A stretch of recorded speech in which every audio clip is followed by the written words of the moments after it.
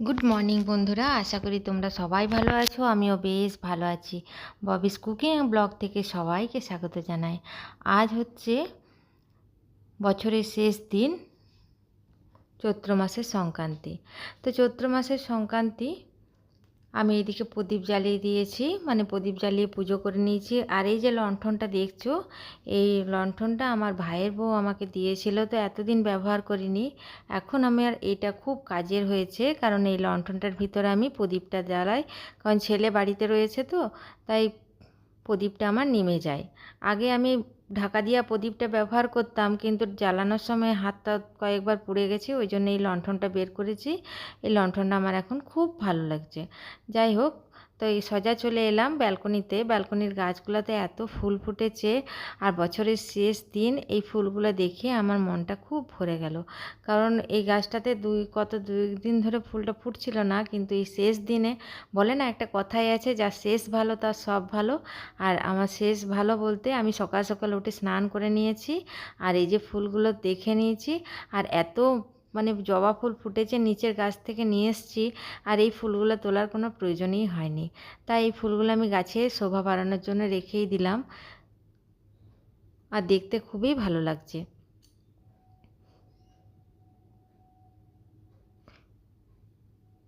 আর এইদিকে দেখো, এই লাকি বাম্বু গাছটা কত বড় হয়েছে।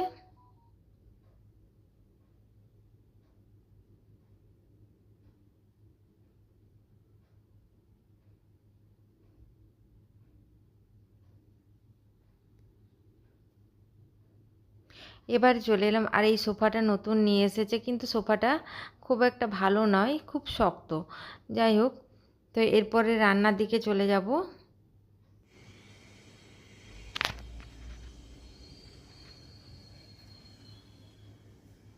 এদিকে দেখো, গ্যাসটা ভাতটা চাপিয়েছি, সেই সময়তে গ্যাসটা গেছে শেষ হয়ে।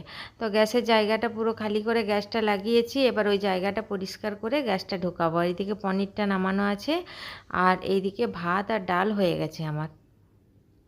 তো একটা তরকারি করে আমি চলে যাব মেডিসিনের দোকানে। এ দেখো, গ্যাসটা শেষ, জায়গাটা গুছিয়ে নিয়েছি, গ্যাসটাও সেট করে দিয়েছি, কারণ বছরের শেষ দিন আমি গ্যাসটা লাগালাম, বেশ ভালোই লাগছে। আর এই দিকে আমি আমের ডাল করব বলে আমটা বের করেছি। আমটা দিয়ে, আজকে তো বছরের শেষ দিন, আজকে অনেক কিছু খেতে হয়, বলে এঁচোড় খেতে হয়, তারপরে আমের ডাল, পাট শাক। তো আমার পাট শাকটা বানানো হয়নি, এঁচোড়ের তরকারি এদিকে বানাচ্ছি।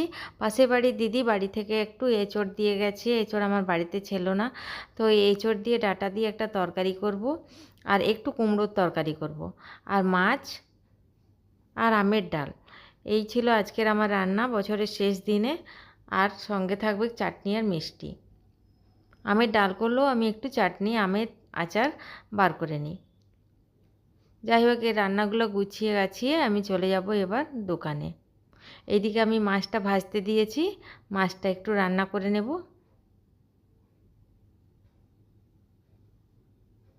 তো মাছটা আমি টমেটো, জিরে আর আদা দিয়ে রান্না করব। আর এই মাছটা আমি কালকে রাত্রে এনেছিলাম, প্যাকেটে করে রেখে ফ্রিজে রেখে দিয়েছিলাম, আর সকালেই উঠেই বের করে দিয়েছি। আর এদিকে সমস্ত ঢাকাঢুকি দিয়ে দিয়েছি, আর এদিকে মাছটাও রান্না হয়ে গেছে।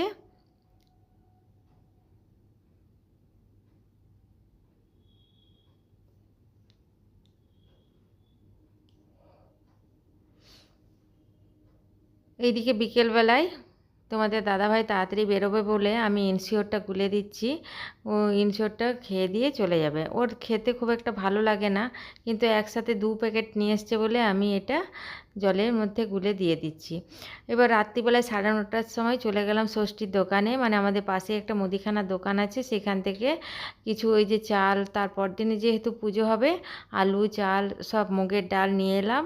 আর ছেলে বলল আলু ভাজা খাবো, তাই খুব কম তেল দিয়ে একটু আলু ভেজে দিচ্ছি রাত্রিবেলায়, কারণ ওর তো বেশি তেল খাওয়া চলবে না, তাই ওর খুব কম তেল দিয়ে আলুটা ভেজে নিচ্ছি। আর জিরে ফোড়ন আর পাঁচ ফোড়ন একসাথেই দিয়ে দিয়েছি। তারপরে এই আলু ভাজা আর ভাত আর একটু ডাল দিয়ে দেবো, আর একটা ডিম সেদ্ধ দিয়ে দেবো। এই ছিল আজকে রাত্রের খাবার ছেলের। তো আলু ভাজা দিয়ে আমিও রুটি খেয়ে নেব, আর ওর বাবা বলেছে দুধ রুটি খাবো।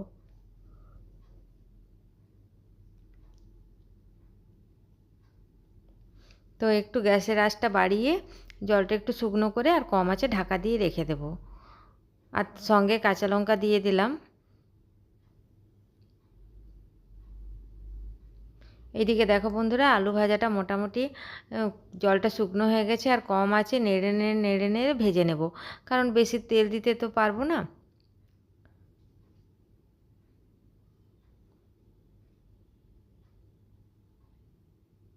আর এই ছিল তারপর দিন সকালে। এটাই আমার পয়লা বৈশাখের শাড়ি, লাল পাড় সাদা শাড়ি নিয়েছি।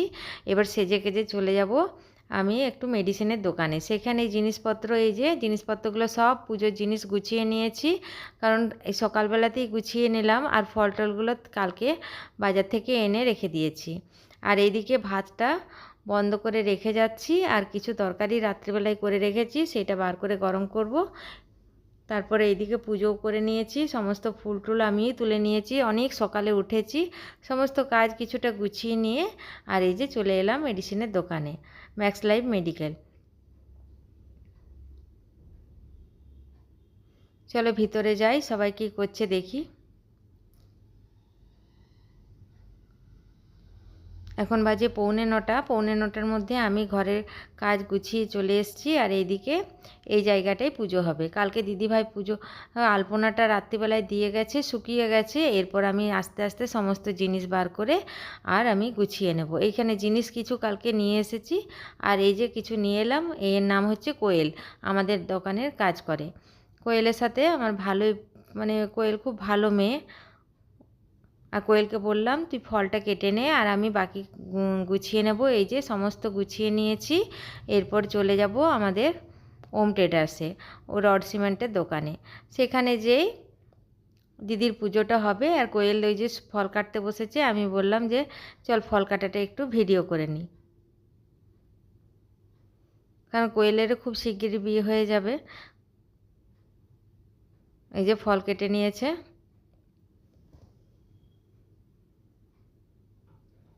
আর এর নাম হচ্ছে সোনালি। সোনালি আমাদের দোকানে কাজ করে। তো এই যে রড সিমেন্টের দোকানে চলে এলাম, সেখানে ঠাকুরমশাই পুজো শুরু করে দিয়েছে। আমি এসে ফল টলগুলো কেটে দিয়েছি আর সমস্ত কিছু গুছিয়ে দিলাম।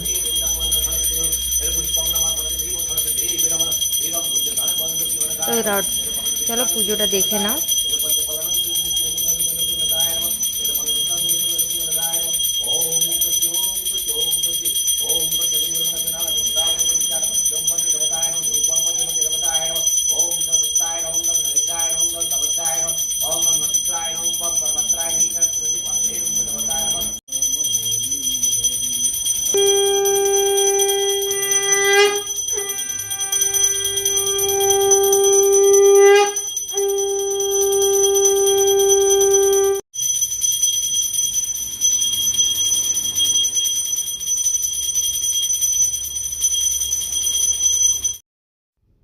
ওখানের পুজো শেষ করে চলে এলাম ম্যাক্স লাইফ মেডিকেলে।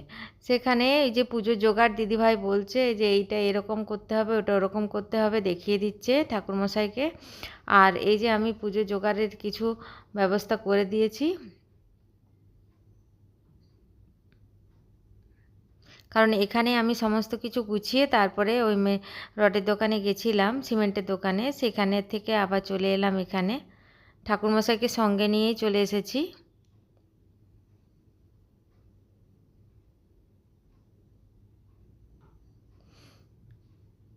ঠাকুরমশাই মোটামুটি গোছানো, কারণ ঠাকুরমশাইয়েরও তো অনেক কাজ থাকে, সেগুলোই গুছিয়ে নিচ্ছে। আর এই যে গোছানো কমপ্লিট। এবার পুজোতে ঠাকুরমশাই জল আনতে গেছে, পুজোতে এবার বসে যাবে। কারণ বেশি জিনিস আমি নিয়ে আসতে পারিনি, ওই পাতায় পাতায় কিছু দিয়ে দিয়েছি, কারণ বয়ে বয়ে আনতে হবে বলে। যেগুলো একদম নিত্যমাত্র দরকার সেগুলোই আমি নিয়ে এসেছি। পুজো শুরু করে দিয়েছে, চলো পুজোটা দেখে নিই এবার।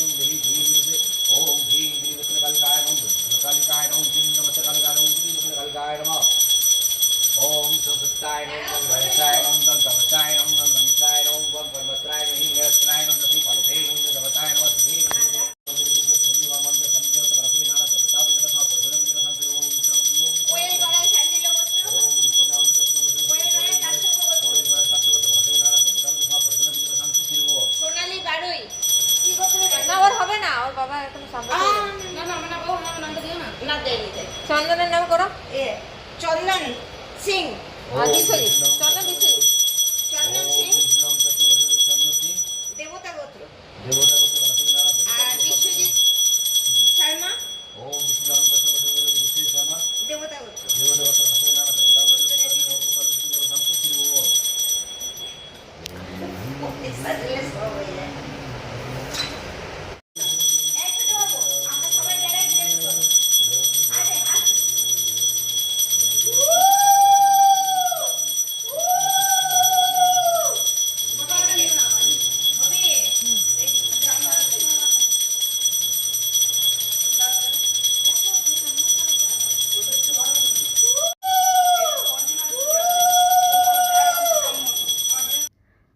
পুজো শেষ, এবার সবাই প্রসাদ খেতে বসেছে। আমাদের মেডিসিনের দোকানে যত কাজ করে সেইগুলো সব, আর আমরাও সঙ্গে সব প্রসাদ নিয়ে প্রসাদ খেতে বসে। চিড়ের প্রসাদটা এত খেতে ভালো হয়েছিল। সিন্নির প্রসাদ করার ইচ্ছে ছিল, কিন্তু লক্ষ্মী গণেশ পুজোয় সিন্নির প্রসাদ হয় না, তাই চিড়ে প্রসাদই আমরা সব খাচ্ছি। এই ছিল আমাদের আজকে জলখাবার, কারণ অনেকটাই দেরি হয়ে গেছে, প্রায় 12টার মতো বেজে গেছে। আর এই যে পুজোর জোগাড় মোটামুটি আমি গুছিয়ে নিয়েছি প্রসাদ খাওয়ার পর। এবার আমি বাড়ি চলে যাব, কারণ বাকি কাজগুলো বাড়িতে যেয়ে বানাতে হবে, বা একটা তরকারি বানাতে হবে, সমস্ত ব্যাগের মতো। আর এই যে সন্ধেবেলায় তোমাদের দাদাভাই বাজারে গেছিলো এই মিষ্টির প্যাকেট আর সঙ্গে ক্যালেন্ডার নিয়ে এসেছে। তো এখানে আমার নদি ভাই মটনের ঝোল আর সঙ্গে পোলাও আর পায়েস দিয়ে পাঠিয়েছে, বললো পয়লা বৈশাখ দিনে। আর এই যে নারায়ণ আর লক্ষ্মীর ছবিটা আমি প্রথমেই রান্নাঘরে রেখে দিলাম, কারণ লক্ষ্মীর স্থান সর্বদা রান্নাঘরে। আর এই যে এখানে শিবের একটা ক্যালেন্ডার দিয়েছে, এটা আমি অন্য কোনো জায়গায় রেখে দেব। আর যেহেতু এটা বৈশাখ মাস পড়ে গেছে, সেহেতু আজ থেকে কীর্তন শুরু হয়ে যাবে পাড়াতে। তো কীর্তন 1 মাস যাবৎ আমাদের এই কীর্তন চলবে, প্রতিদিন এই পাড়াতে চারিদিকে কীর্তন বেরোবে। এই ছিল আজকের ব্লগ। আমার এই ছোট্ট ব্লগ যদি তোমাদের ভালো লাগে তো একটা লাইক দিয়ে দিও, কমেন্ট করতে ভুলো না। তাহলে এখানেই রাখি বন্ধুরা।